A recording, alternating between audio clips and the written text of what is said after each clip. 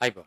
ඉතින් අපි පහුගිය දවස් ටිකේ මේ දේශපාලන මතවාද සම්බන්ධයෙන් කෙටි සටහන් නැත්නම් කෙටි මතක් කිරීම සඳහා වන වීඩියෝ දෙකක් එකතු කරා රූපරාමු නැතිව.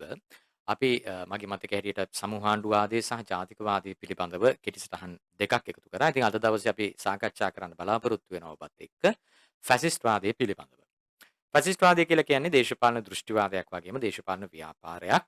මේක වඩා ජනප්‍රිය වෙන්නේ ලෝකයේ පළවෙනි ලෝක යුද්ධය සහ දෙවන ලෝක යුද්ධ කාලපරාසය ඇතුලේ.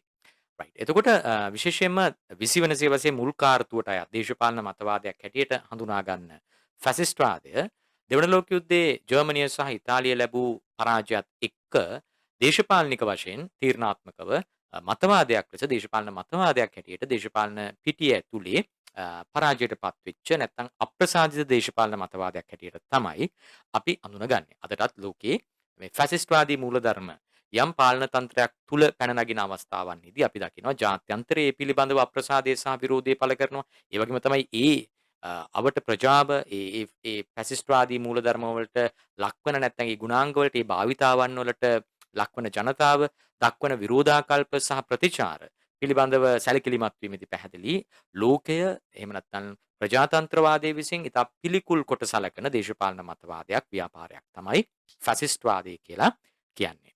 රයිට්. එතකොට මේ ෆැසිස්ට් වාදයේ මූලික වශයෙන්ම ඒකාධිපතිත්වයට නැත්නම් ඒක බලවාදී පාලන තන්ත්‍රයකට මග කියන දේශපාලන මතවාදයක් ව්‍යාපාරයක් හැටියට තමයි අපි අඳුනගන්නේ.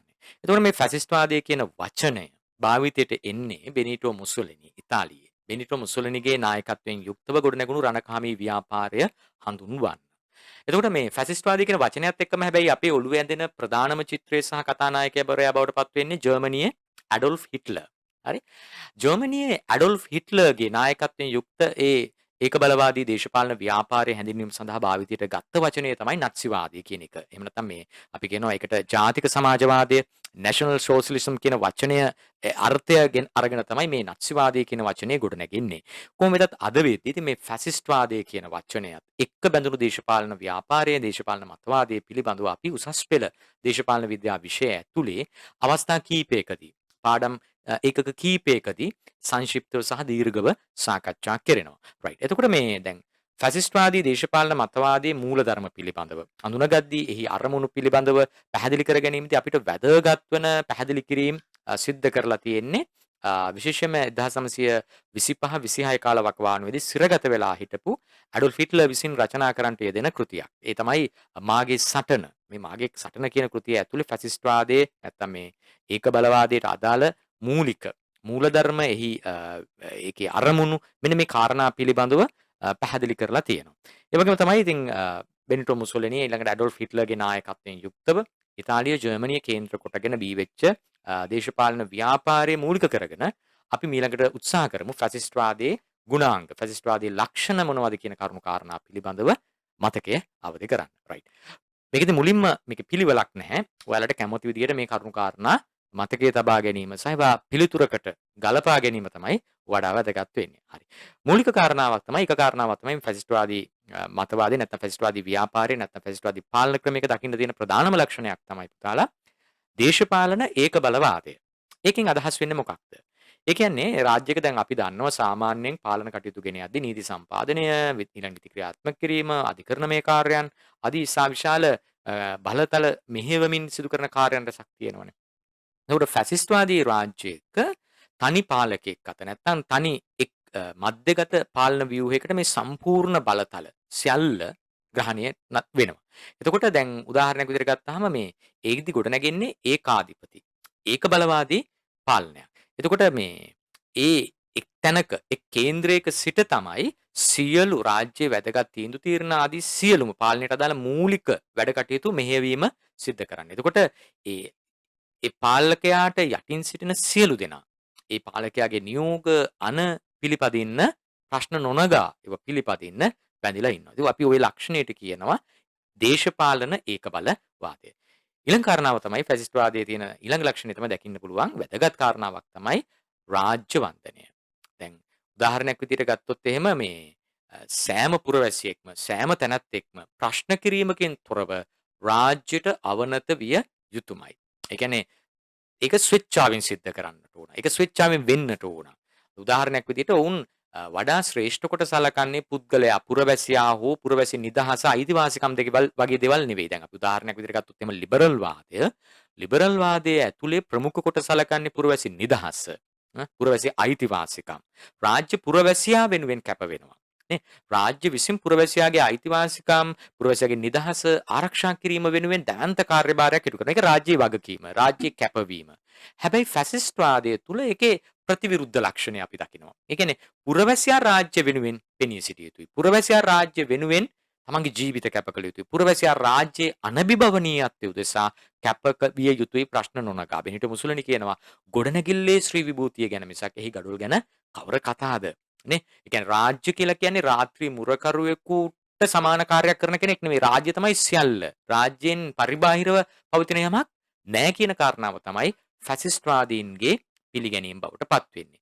රයිට්. ඊළඟට දැන් රාජ්‍යයට අවනත වීම හරහා තමයි ෆැසිස්ට් වාදයේ ඇතුලේ රාජ්‍යයේ ජීවත් වෙන තැනැත්තන්ට නිදහස හිමි කරගන්න පුළුවන් වෙන්නේ රාජ්‍ය තුල ඒ සමාජිකත්වයේ අරුත් ගැන්වෙන්නේ එවිට. රයිට්. ඊළඟ ලක්ෂණය තමයි පෞද්ගලික නිදහස අහිමි වීම. දැන් අපි දන්නවා ප්‍රජාතන්ත්‍රවාදී රාජ්‍යයක නේද ලිබරල් වාදය මේ වගේ දේශපාලන සංකල්ප භාවිතාවන් ක්‍රියාත්මක වෙන රටක පුරවැසි නිදහසට ඉතා ඉහළ පිළිගැනීමක් තියෙනවා. ඉතා ඉහළ වටිනාකමක් තියෙනවා. හැබැයි ෆැසිස්ට් වාදය ක්‍රියාත්මක වන රාජ්‍යයක නැත්නම් ෆැසිස්ට් වාදී පාලන ව්‍යුහයක් ඇතුලේ පෞද්ගලික නිදහස කියන සංකල්පය හාත්පසින්ම ප්‍රතික්ෂේප වීමක් සිද්ධ වෙනවා. පුද්ගලයා සෑම අවස්ථාවකදීම රාජ්‍යයට අවනත විය යුතුයි.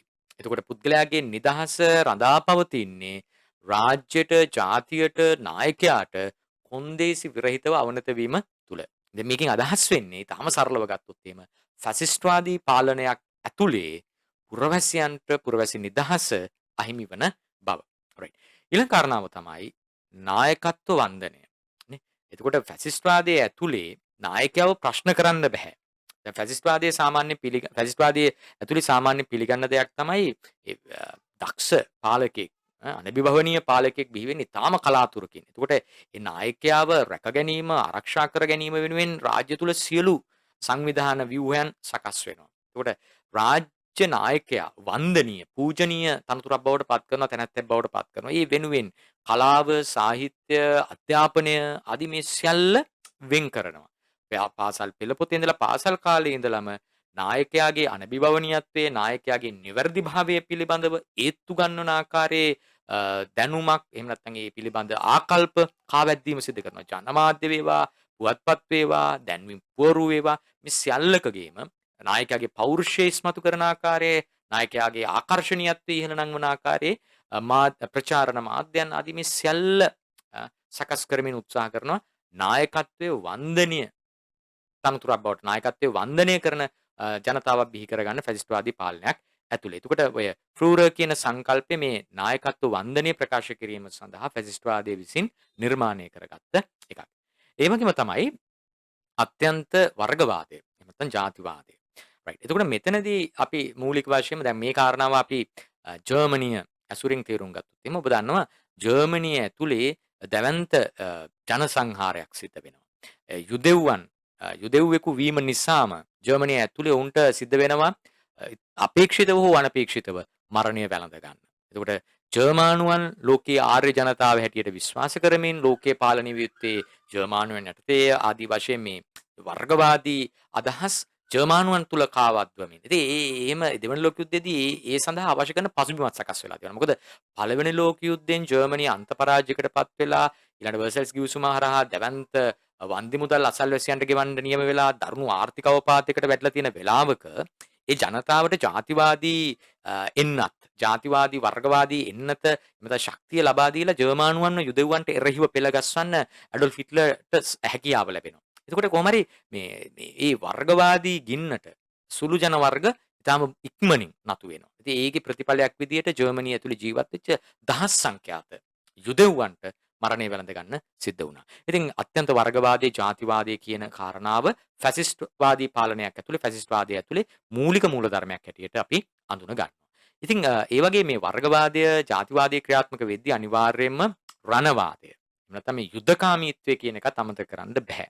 ඉතින් ෆැසිස්ට් වාදය ඇතුලේ මේ අත්‍යන්ත රණවාදය කියන එක එක්ස්ට්‍රීම් මිලිටරිසම් කියන එකත් අමතක කරන්න බැහැ. ඉතින් දැන් මේකදී දැන් ජර්මානුවන් විශ්වාස කරා ලෝකේ උතුම්ම ජාතිය. ආර්ය ජනතාව තමයි ජර්මානුවන්. ඒකට මුළු ලෝකයේම සමස්ත ලෝකයේම ඔවුන් යටතේ පාලනය කර ගැනීමේ අවශ්‍යතාවයක් ඔවුන්ට ඇති වෙනවා. ඒ හරහා ඔවුන් ක්‍රමානුකූලව තමන්ගේ රාජ්‍ය ඇතුලේ හිටිය යුදෙව්වන් ඝාතනය කරමින් ඔවුන් රාජ්‍ය ඇතුලේ ආධිපතිවාදය පතුරවමින් පසුව ක්‍රමානුකූලව අසල්වැසි රාජ්‍යයන් වෙත තමන්ගේ ආධිපත්‍ය පතුරවන්න පටන් ගන්නවා. එතකොට යුද්ධ වැදීම, යුද්ධ කිරීම, ඒ ප්‍රතිඵල බොහොම කැමැත්තෙන් ඔවුන් වෙනද ගන්න. ඔවුන් කියනවා ෆැසිස්ට්වාදය ඇතුලේ කියනවා මේ ප්‍රජාතන්ත්‍රවාදය කියන්නේ මෝඩෙන්ගේ කතා සාප්පුවක්. ලෝකෙට වඩා යහපතක් වෙලා තියෙන්නේ ලෝක සාමයෙන් නෙවෙයි යුද්ධයෙන්. යුද්ධ කළ නොහැක්කේ බියගුල්ලන්ට නැත්නම් දුර්වලයින්ට පමණයි. මෙන්න මේ විදිහට යුද්ධය උන් සාධාරණීකරණය කරමින් රණවාදය වැළඳ ගැනීම සිද්ධ වෙනවා. දැන් උදාහරණයක් විදිහට තවත් විදුරටත් ඒක පැහැදිලි කරනවා නම් ඔවුන් කියනවා ගැහණියකට මාතෘත්වයේ යම්සේ උරුමවන්නේද පිරිමියාට යුද්ධය ස්වභාවික වේ. රයිට්. ඊළඟට ප්‍රචණ්ඩත්වය සහ බිහිෂණය. ඉතින් ෆැසිස්ට්වාදයේ ඇතුලේ රාජ්‍යයේ අනබිබවනීයත්වයේ රාජ්‍යයට අවනත කරවා ගැනීම මෙන්න මේ වගේ කරුණුකාරණා ක්‍රියාත්මක කරද්දී අනිවාර්යයෙන්ම ප්‍රචණ්ඩත්වයේ බිහිෂණය වපුරන්න සිද්ධ වෙනවා. ඒ වගේම තමයි අර ජන සංහාර විශේෂයෙන්ම යුදෙව්වන් ඉලක්ක කරගෙන ජර්මනිය තුල සිදුවෙච්ච ජන සංහාර නේ. විතර මේවා සිද්ධ වෙද්දී ඒවා ඉතාම ප්‍රචණ්ඩයි. ඒවා ඉතාම ම්ලේච්ඡයි. උන්ව ඝාතනය කරන්න පාවිච්චි කරපු ක්‍රමෝපායන් ඔවුන් සමහර විද්‍යාඥයින් වෛද්‍යවරු වෙන් කරලා තිබුණා පුද්ගලයන් විශාල ප්‍රමාණයක් එකවර ඝාතනය කරන ක්‍රම හොයන්න නවීන උපක්‍රම හොයාගන්න අවියාවද නිෂ්පාදනය.